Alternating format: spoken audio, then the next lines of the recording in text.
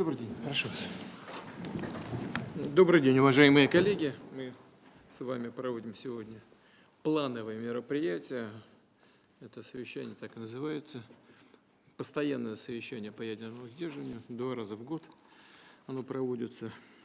И в сегодняшней повестке дня у нас вопрос, связанный с обновлением основ государственной политики в области ядерного сдерживания. Наряду с военной доктриной это документ, в котором официально определена и детализирована ядерная стратегия России. Прежде всего зафиксирован базовый принцип применения ядерного оружия, а именно использование ядерных сил – это крайняя мера защиты суверенитета страны. Подчеркну, мы всегда в высшей степени ответственно подходили к таким вопросам. Хорошо сознавая, какой колоссальной силой обладает это оружие, стремились укрепить международно-правовую базу глобальной стабильности, не допустить расползания ядерных вооружений и их компонентов. Сегодня ядерная триада остается важнейшей гарантией обеспечения безопасности нашего государства и граждан, инструментом поддержания стратегического паритета и баланса сил в мире. Вместе с тем, мы видим, что современная военно-политическая обстановка динамично меняется, и мы обязаны это учитывать, в том числе возникновение новых источников военных угроз и рисков для России и наших союзников. Важно прогнозировать развитие ситуации и, соответственно, адаптировать положение документа стратегического планирования к нынешним реалиям.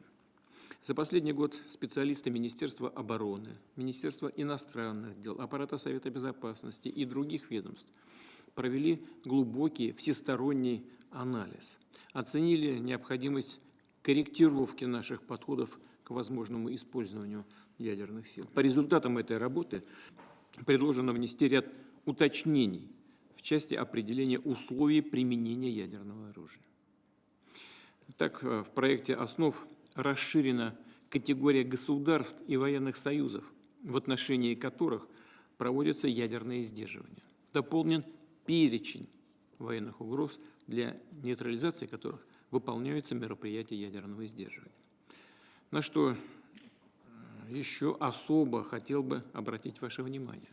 В обновленной редакции документа агрессию против России со стороны любого неядерного государства, но с участием или при поддержке ядерного государства предлагается рассматривать как их совместное нападение на Российскую Федерацию. Также четко фиксируются условия перехода России к применению ядерного оружия. Будем рассматривать такую возможность уже при получении достоверной информации о массированном старте средств воздушно-космического нападения и пересечении ими нашей государственной границы. Имея в виду самолеты стратегической или тактической авиации, крылатые ракеты, беспилотники, гиперзвуковые и другие летательные аппараты. Оставляем за собой право применить ядерное оружие в случае агрессии против России и Белоруссии как участника союзного государства. С белорусской стороной, с президентом Беларуси все эти вопросы согласованы. В том числе, если противник, используя обычное оружие, создает критическую угрозу нашему суверенитету.